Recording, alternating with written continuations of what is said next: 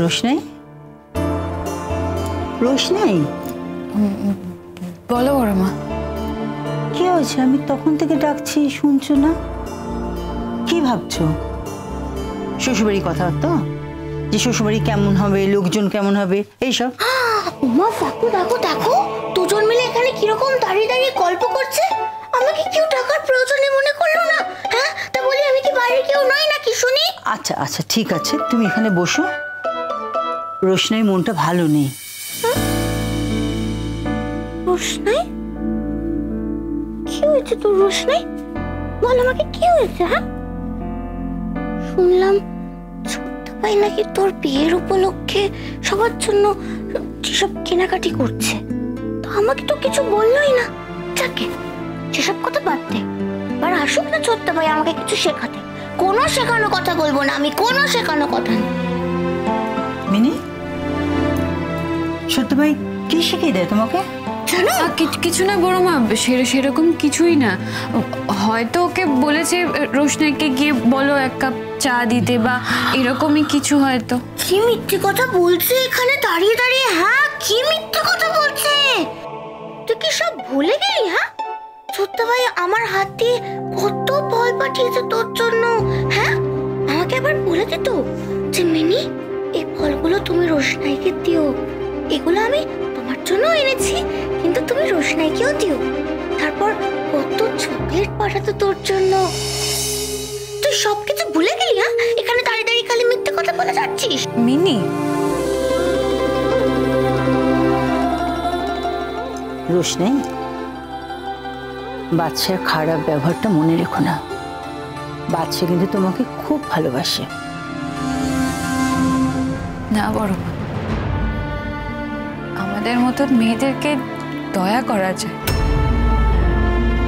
তো আমাদের মতন মেয়েদেরকে তোমাদের মতন বাড়ির লোকেরা কখনো ভালোবাসতে পারে না। তুমি কি আমাকেও এই কথাটা বলছো? বড় মা, তোমাকে আমি মা বলে ডাকি। মারা সব সময় আলাদা হয়, তুমিও সবার থেকে আলাদা বড় মা।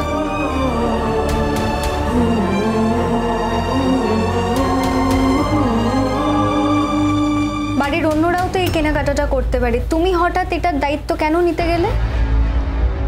আচ্ছা, তোমার কি এই সমস্ত কেনাকাটার কোনো অভিজ্ঞতা আছে? তুমি কি এইভাবে আগে কখনো কেনাকাটা করেছো? আমি তো তোমাকে জিজ্ঞেস করলাম, তুমি না করে দিলে। এই কাজটার জন্য না আমার কাছে কোনো সময় নেই। এই কাজটা জাস্ট আমার কাছে একটা অর্থহীন কাজ, বাট ক্লিয়ারলি এটা তোমার কাছে অর্থহীন নয়। গরিমা, তুমি একটা কথা বুঝতে পারছো না, আমি যখন রোশনাইকে এই বাড়িতে নিয়ে এসেছি তখন ওর সমস্ত দায়িত্ব আমার, আর এটাই তো শেষবার। এরপর ওর জন্য আর কিছু করতে হবে না।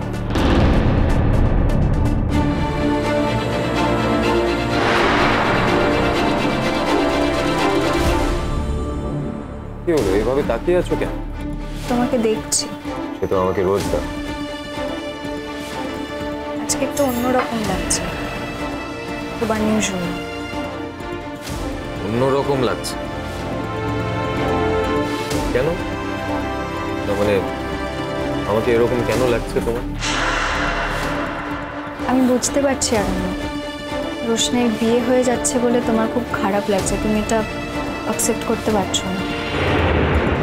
চোরাল আমি একটা মেয়ে তো, আমি বুঝতে পারি, কিন্তু কি জানো তো, রোশনাইয়ের মতো একটা মেয়ের কাছে না আমি এত সহজে হেরে যাব না। এবার কিছুদিন বাদে তো চিরকালের মতো চলে যাচ্ছে, আমি এই বিষয়টা নিয়ে আর কোনো ইস্যু করতে চাই না। ইস্যু মানে কি ইস্যু? তোমার কি মনে হয় আরণ্য, রোশনাইয়ের এই বিয়েটা কি সুখের হবে? সিরিয়াসলি মনে হয় তোমার এটা? বিয়েটা সুখের হবে কি দুঃখের হবে সেটা আমি কি করে বুঝবো? আমি তো সারা জীবন ওর পেছনে পড়ে থাকতে পারি না।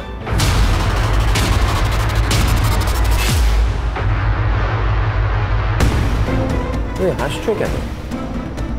না, ওটাই বলছি আর কি, মানে তুমি এত ভাবো না রোশনাইকে নিয়ে, কিভাবে ওর জন্য কাজের খোঁজ করেছো, কিভাবে ওর কাজটা হয়েছে, এত চেষ্টা করেছো তুমি, আমি তো সবটাই জানি অরণ্য। সেটা একটা সোশ্যাল সার্ভিস ছিল, আর কিছু না। বুঝতে পারছি, অ্যাকচুয়ালি তুমি যেটা বোঝাতে চাইছো তার থেকেও বেশি বুঝতে পারছি।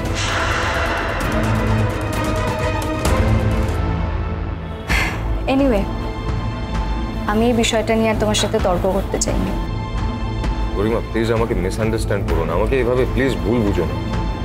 রোশনি একটা তুচ্ছ মেয়ে, ও আমাকে অপমান করবে, তার সত্ত্বেও আমি ওর সঙ্গে ভালো ব্যবহার করব, তার কোনো মানে নেই। আর এর জন্য নানান রকম ব্যাখ্যা করার কোনো মানে হয় না। গরিমা প্লিজ। তুমি তখন হঠাৎ এত রেগে গেলে কেন?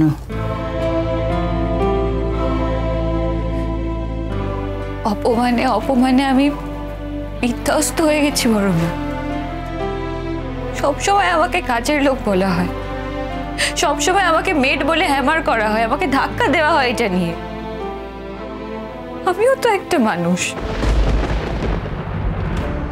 কিন্তু তুমি তো বাড়ির আর কারোর সঙ্গে এরকম খারাপ ব্যবহার করো না।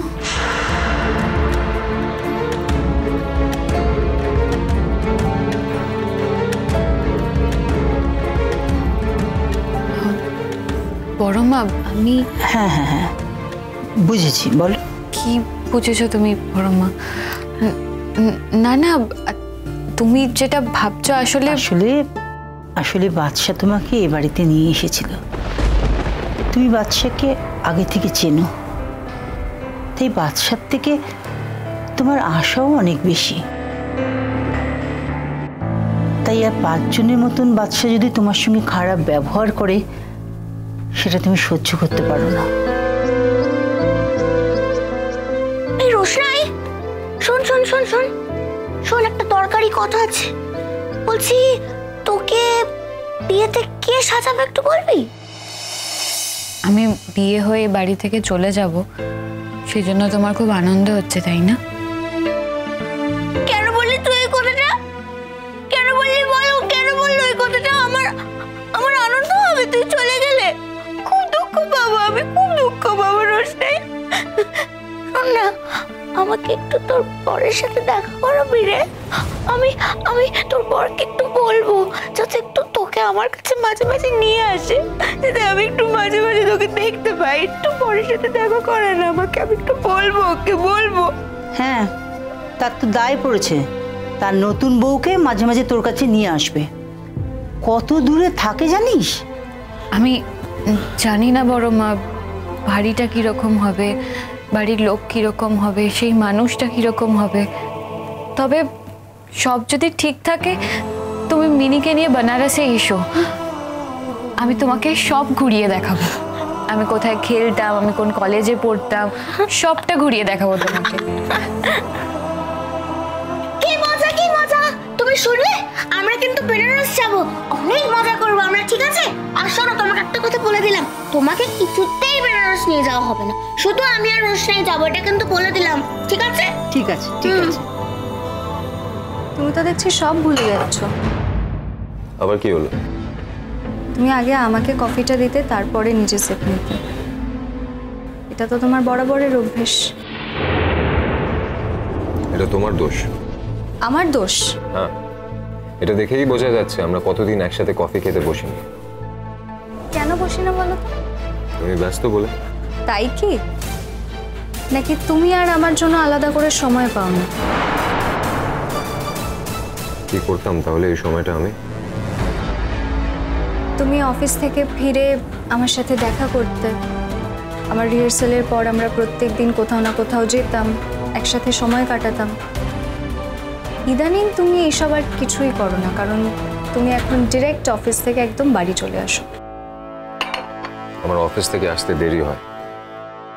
রোজ দেরি হয়। এতেও আমার দোষ।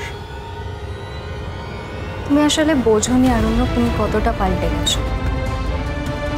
আমি তো তোমাকে আগেও দেখেছি, এখনো দেখছি। আমি বুঝতে পারছি।